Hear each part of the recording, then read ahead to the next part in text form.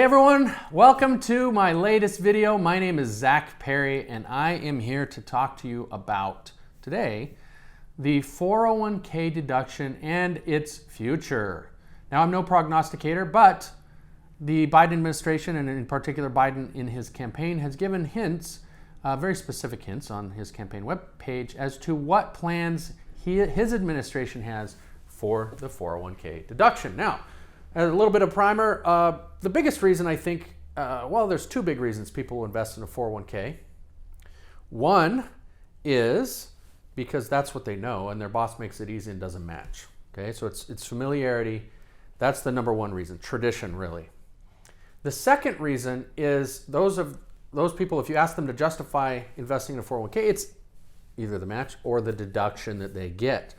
The government has built in an incentive for you to invest in their retirement program, okay? And the incentive is, we won't tax you on that money today. We will tax you on it later. Now that's, for those of us who aren't thinking, I don't want to insult any of my viewers, but that's not a good deal, okay? Those of us who really aren't thinking of the future, that's not a good plan. We don't want to trade our birthright for a pot of porridge, but that's what we're doing when we take the small deduction now in exchange for paying taxes on all of it later at whatever rate the government sets. But I'm not here to talk about that necessarily, but you need to understand that that's a big reason people contribute to the 401k or other qualified plans, is so that they can lower their tax burden today.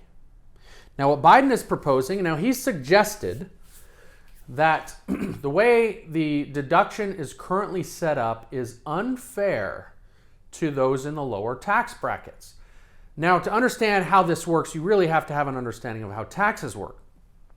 Because there are tax brackets, right? And you're taxed at every bracket that you qualify for. So the lowest tax bracket right now, I think it's I don't know, $9,875, I want to say. It's just under $10,000. If you have less than $10,000 in taxable income, so you're below the poverty line, you are not, I mean, we're talking about kids here.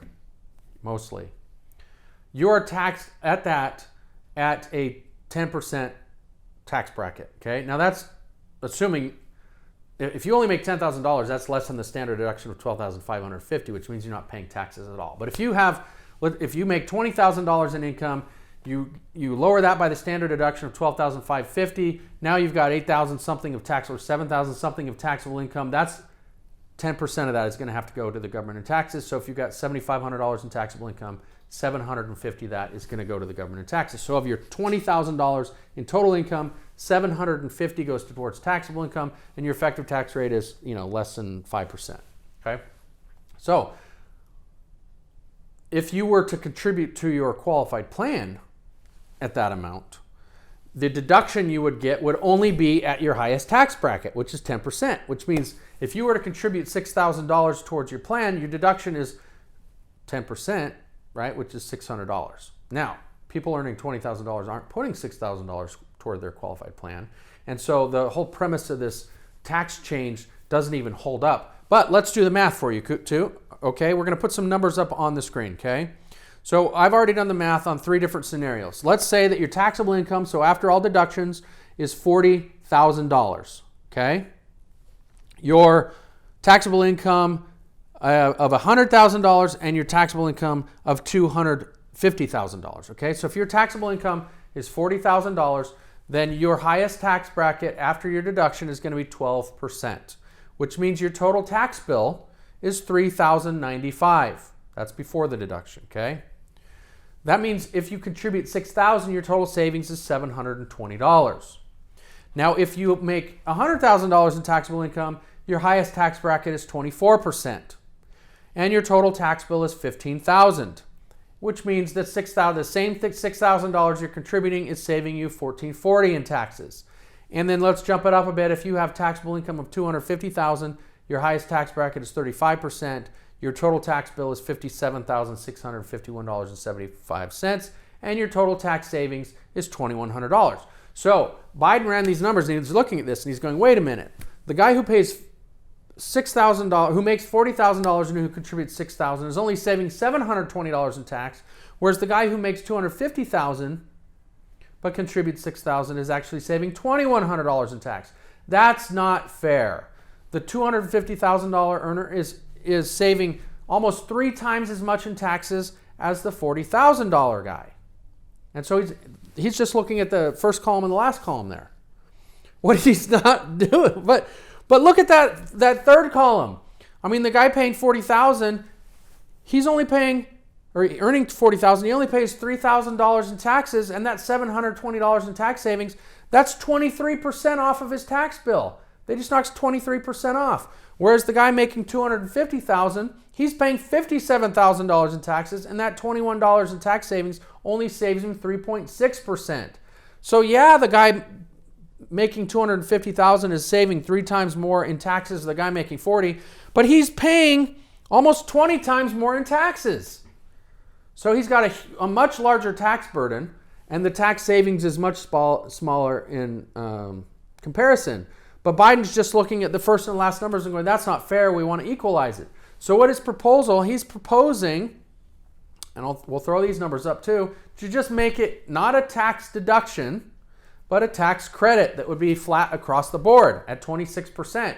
So you'd get 26% of your $6,000 you'd get refunded to you, okay? Now, with the guy making $250,000 and paying $57,000 in taxes, that means a tax refund of $1,560, which is not going to be a refund. It's just going to offset his $57,000 tax bill by $1,560, which is now only 2.7% in savings, whereas before, at least he was getting the 3.6%. With the low-income guy, the $40,000 guy, total tax bill of $3,000, chances are that guy's not actually paying taxes because he's got a couple dependents, he's got other tax deductions, the mortgage interest payment, the student loan payment, whatever it is. He's got other tax deductions that are bringing his tax bill well below $3,000, and so he doesn't owe any taxes. That $1,560 though, because it's not a tax deduction, he's actually getting it. The government's writing him a check for $1,560. So yes, this plan definitely shifts, is an attempt to shift money from the wealthy to the poor. But it's not just reducing the poor's tax burden like the contribution deduction currently does. It would actually be giving them a tax refund. So I don't want you to misunderstand this. When Biden is saying we want to change the contribution, how it's taxed, and he's talking about eliminating the deduction, he's talking about converting it to a tax credit that'll be the same across the board. And so even though you may be paying taxes at a 35% rate, that's $6,000, you do not get 35% savings on the $6,000. You only get a 26%. Whereas if you're paying taxes at the 0% rate, you're still getting 26% of that contribution back. And so the idea, I think, is, hey, the wealthy people, they're still going to contribute because they're retirement minded. But let's give an incentive to the people earning less to contribute because they could actually get some of that money back. I think that is probably the thinking behind it. But you got to understand what it really means. He's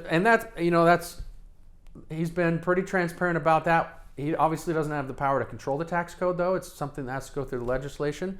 But since both chambers of Congress are now aligned with him politically, that's very well may come to pass.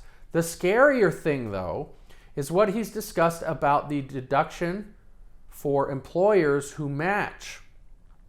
He has talked about, and this they have not explained, there's just kind of this oblique reference on the campaign trail to eliminating the deduction for employers. Now, I don't know if that means he'll convert it to some other incentive or if they're just going to go do away with it altogether, but that's what he said, and who knows what that means. We'll see. Here's the lesson here, okay?